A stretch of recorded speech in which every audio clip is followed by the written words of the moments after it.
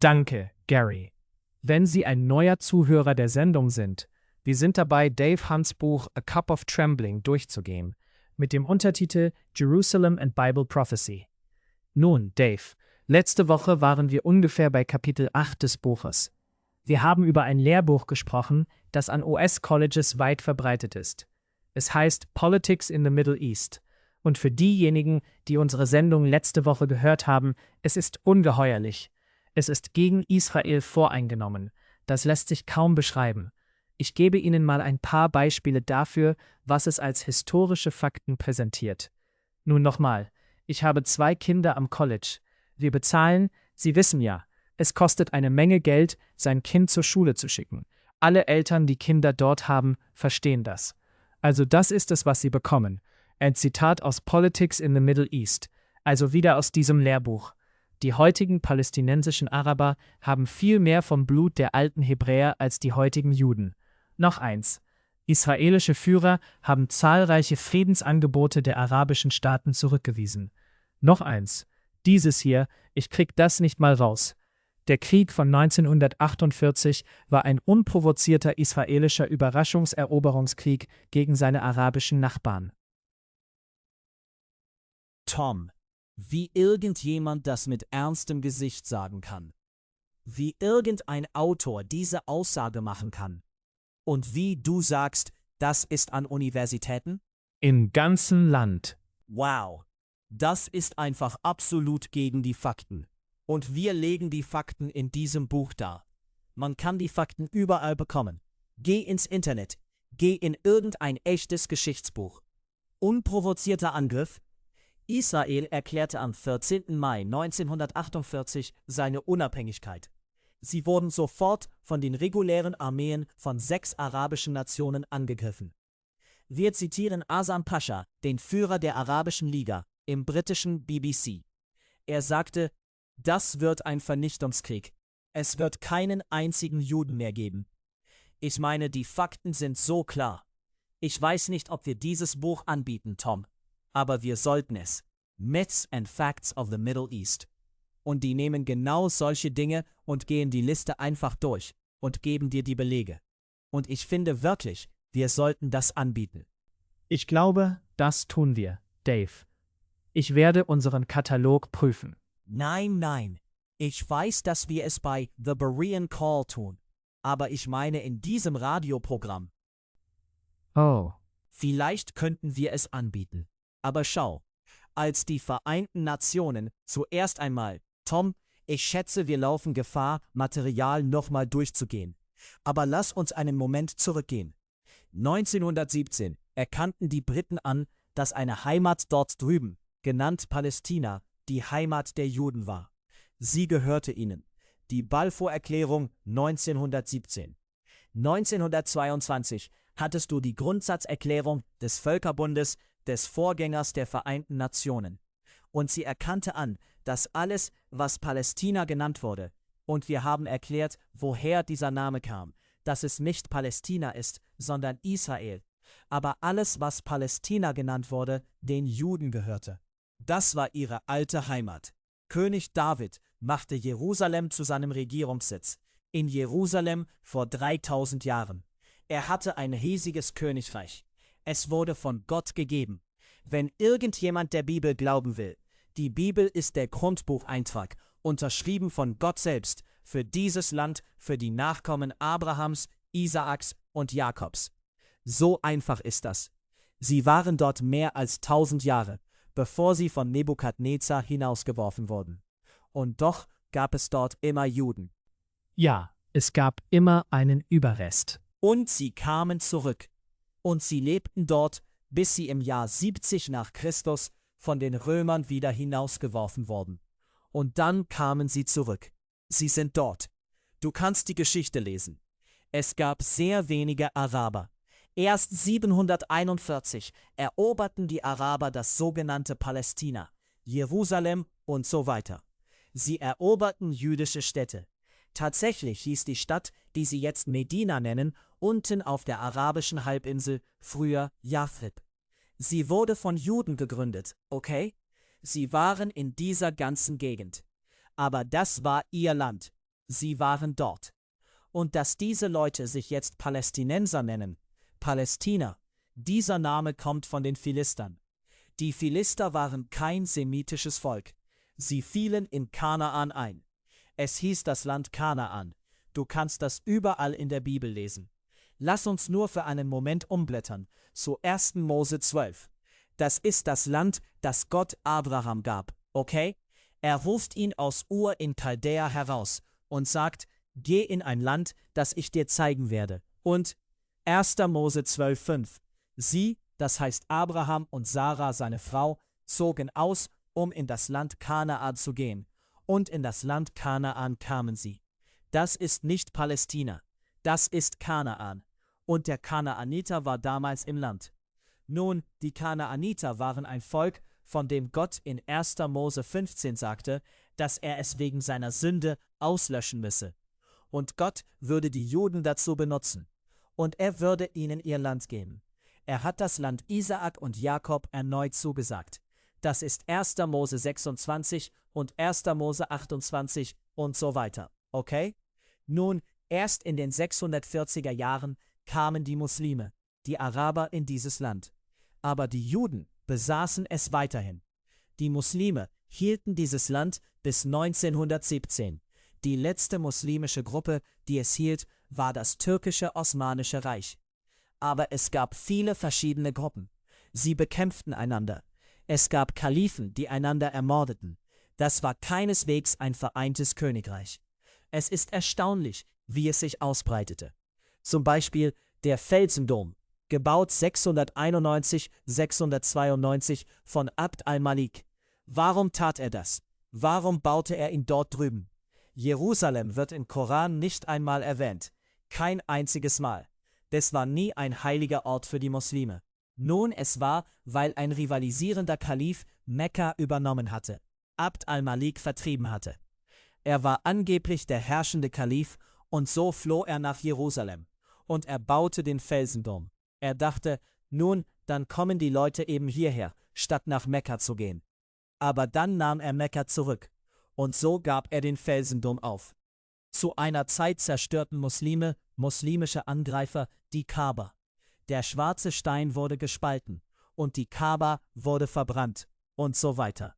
Und so fielen die Philister in Kanaan ein. Das war das Land der Kanaaniter. Sie fielen von jenseits des Mittelmeers in Kanaan ein.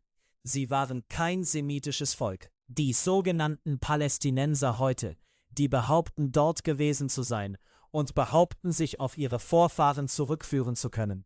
Sie sind ein semitisches Volk. Die Kanaaniter waren niemals ein semitisches Volk. Und die Philister sind heute ausgestorben. Und es gibt keine Möglichkeit, dass die Araber, die ein semitisches Volk sind und die sich jetzt Palästinenser nennen, sagen können, dass sie von Anfang an dort gewesen seien. Also, jetzt sprechen wir über ein Problem. Was ist das Problem? Das Problem ist das Land. Wir haben das Land, das Gott Abraham, Isaak, Jakob und ihren Nachkommen versprochen hat. Es war das Land Kanaan. Die Kanaaniter sollten vernichtet werden. In Ordnung? Und es wurde das Land Israel. Nun haben wir ein Volk. Sie sind Araber, sie sind Muslime. Sie kamen aus dem Land Arabien, von der arabischen Halbinsel herauf. Sie waren nicht die Einheimischen Kanaans. Sie waren keine Kanaaniter. Sie sind nicht einmal mit den Kanaaniten verwandt. Aber sie beanspruchen dieses Land als Nachkommen Ismaels. Und ich denke, wir sind das schon einmal durchgegangen. Ismael war der Erstgeborene, Abrahams Erstgeborener. Nun, wenn das Land an seine Nachkommen geht, dann würde es sicher an Ismael gehen. Nun, das würde man denken, auch wenn seine Mutter nicht Sarah war, sondern Sarahs Magd, eine Ägypterin. Aber Gott behandelt das in 1. Mose 17. Sogar Abraham sagt, ich bin zufrieden mit Ismael. Er ist ein guter Junge, ich liebe ihn. Kann er nicht der Sohn der Verheißung sein? Lesen Sie es selbst in 1. Mose 17. Und Gott sagt, nein, das ist nicht der Sohn, den ich dir versprochen habe. Das ist der Sohn des Fleisches. Du und Sarah habt euch einen Plan gemacht, um einen Sohn zu bekommen. Aber das ist nicht der Sohn, den ich dir versprochen habe. Ich habe dir einen Sohn durch Sarah versprochen, und du wirst der Vater Isaak sein.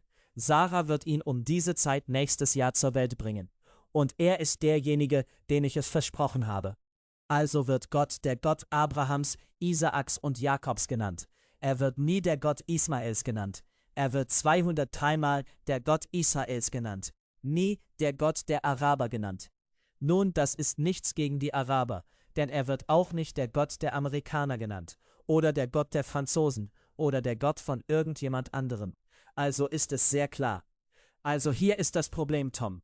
Wir haben einen Grundbucheintrag für dieses Land, den Gott den Juden vor 4000 Jahren gegeben hat. Und das erste Stück Land, das Abraham besaß, war die Höhle Machpela. Erinnerst du dich? Abraham hat tatsächlich, wir können das aus der Schrift belegen, wenn wir die Schrift sorgfältig lesen.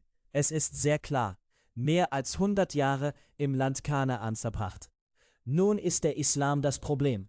Der Islam sagt, oh nein, Abraham und Ismael haben die Kaaba unten in Mekka gebaut. Das ist Hunderte von Meilen entfernt. Kein Grund, dorthin zu gehen. Abraham kaufte die Höhle Machpela von einem Hethiter, um seine Frau Sarah zu begraben, als sie starb. Abraham wurde dort begraben. Jakob und seine Frauen und so weiter wurden dort begraben. Ismael wurde Hunderte von Meilen entfernt begraben. Die Höhle Machpela in Hebron. Und Hebron ist übrigens der Ort, wo David zuerst zum König gekrönt wurde. Das hat nichts mit Arabern zu tun, nichts mit sogenannten Palästinensern, nichts mit dem Islam. Und doch haben die Muslime, die sogenannten Palästinenser, es übernommen. Sie haben eine Moschee gebaut. Sie weigern sich, Juden und Christen nach Hebron zu lassen. Sie wollen jeden Juden vertreiben, der dort lebt. Also das ist das Problem. Das Problem ist nicht wirklich zwischen Arabern und Juden. Das Problem entstand, als der Islam von Mohammed erfunden wurde. Mit all diesen falschen Behauptungen, dass dieses Land den Arabern als Nachkommen Ismaels gehört. Dave, ich weiß, dass Leute, die der Sendung zuhören, wir haben von Zeit zu Zeit Kommentare bekommen, dass wir nur die Seite der Juden präsentieren, die israelische Seite. Aber du hast wir haben in dieser Sendung fortlaufend gesagt, schaut, was wir präsentieren, überprüft es. Wie du heute früher gesagt hast, Dave, das steht in Geschichtsbüchern. Du weißt die Bibel.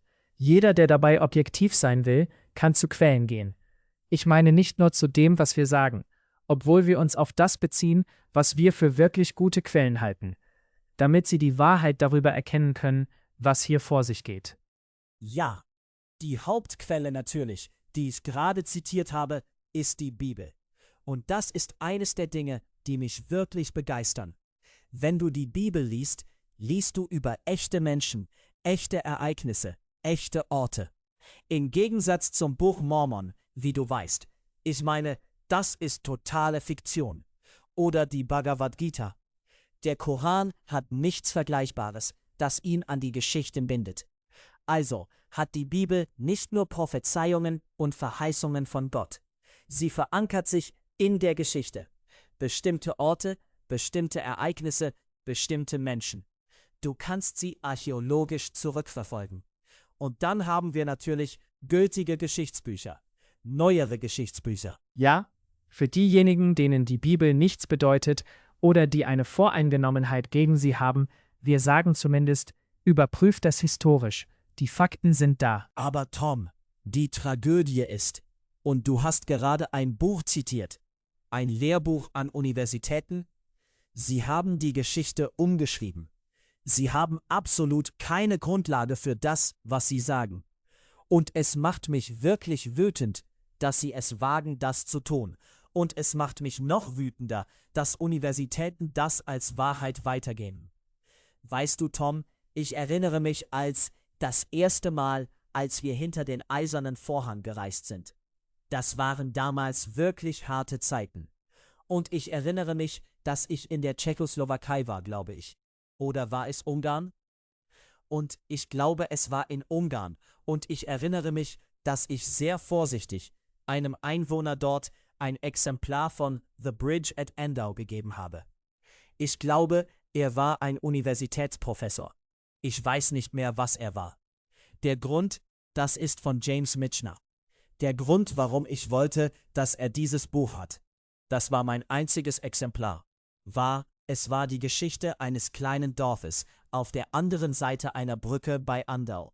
Und dort sind die Ungarn geflohen, über diese kleine Brücke über die Donau nach Österreich während der Revolution, als die Russen sie niedermachten. Und Mitschner hat sich dort stationiert. Und er hat eine Reihe dieser Leute interviewt. Eines der interessanten Dinge, die er herausfand, war, sie blieben wach.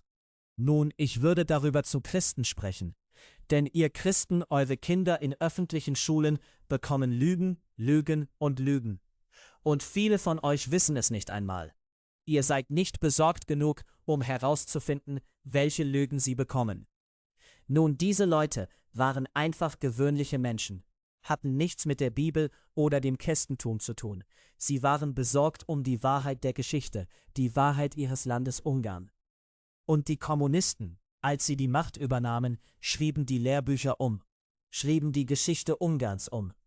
Und diese Eltern, einfach säkulare Eltern, blieben die ganze Nacht wach, wenn es sein musste, um herauszufinden, welche Lügen die Kommunisten ihren Kindern an diesem Tag in der Schule beigebracht hatten. Und um sie von diesen Lügen zu befreien. Und ich erinnere mich, sie teilten das irgendwie miteinander. Und man musste in jenen Tagen sehr, sehr vorsichtig sein.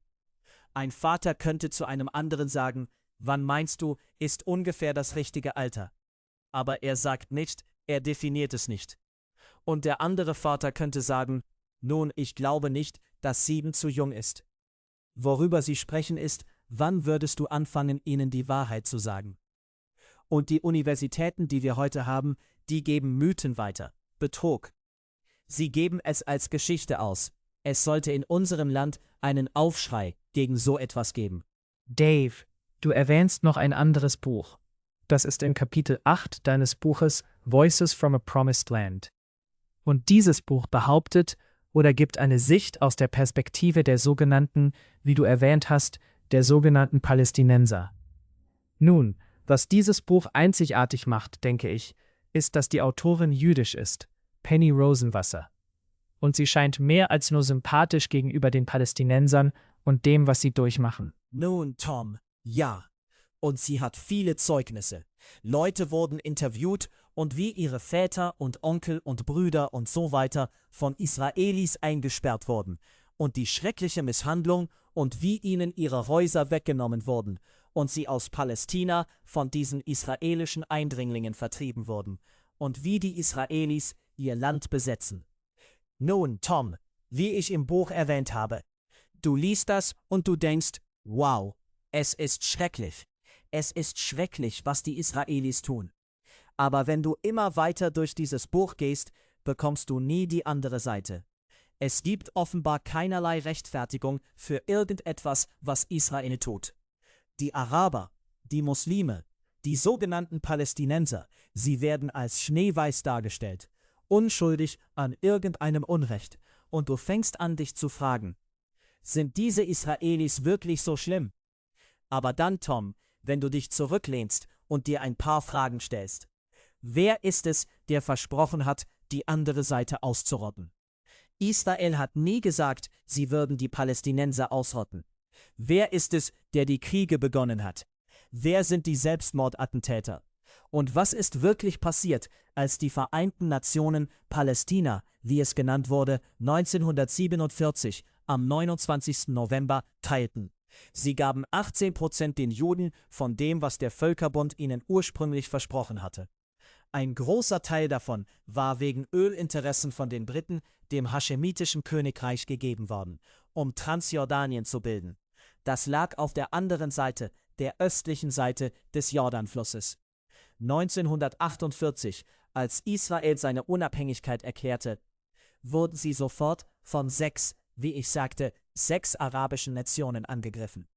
Mit Panzern und Flugzeugen. Die schworen, wir können dir die Aufzeichnungen geben. Die schworen immer wieder, sie würden die Juden ausrotten. Sie wollten nicht, dass die Juden auch nur ein Stück Land haben. Warum?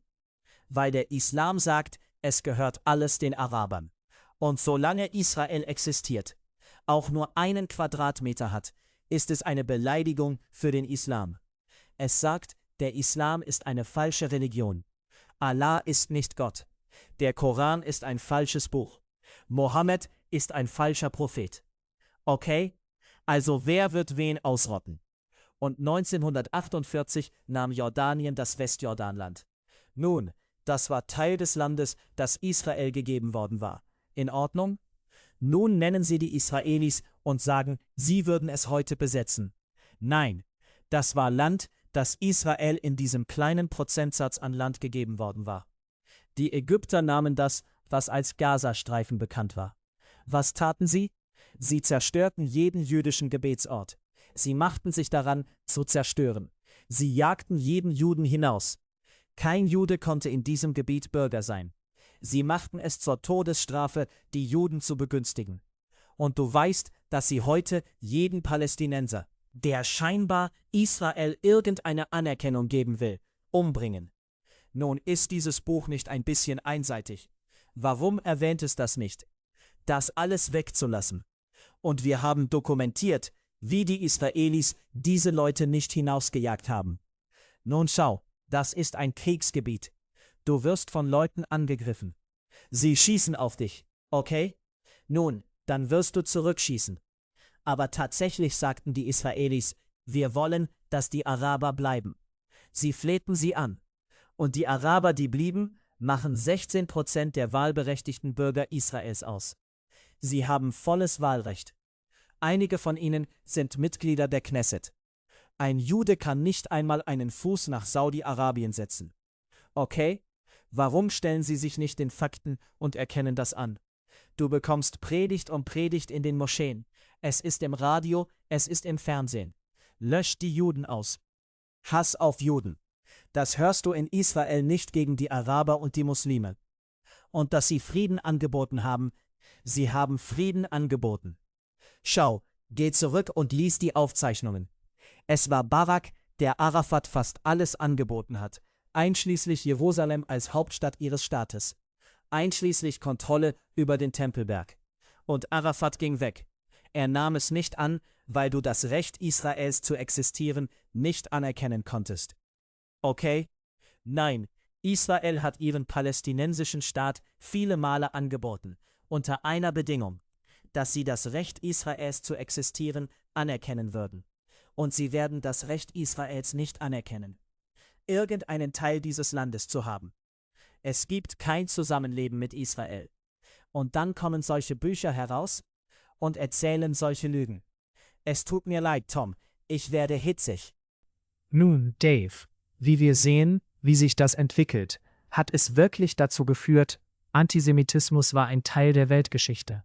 Wir können 2500, wir können Tausende von Jahren zurückgehen, aber es gibt einen neuen Antisemitismus, über den wir nächste Woche sprechen werden, der wieder ein Geheimnis ist, wie du in Kapitel 9 herausstellst. Tom, wenn wir mehr darüber sprechen, es ist ein Geheimnis. Es ist warum. Diese Menschen werden so gehasst. Aber der Grund ist, dass Satan diese Menschen zerstören muss, wegen der Verheißungen, die Gott gemacht hat. Und wenn Satan diese Menschen zerstören kann, hat er seinen Kampf mit Gott gewonnen, weil es keine Wiederkunft geben würde. Gott hat Verheißungen gemacht. Seine Integrität ist an das Überleben und den Segen des jüdischen Volkes gebunden. Ob es einem gefällt oder nicht, das ist, was die Bibel sagt.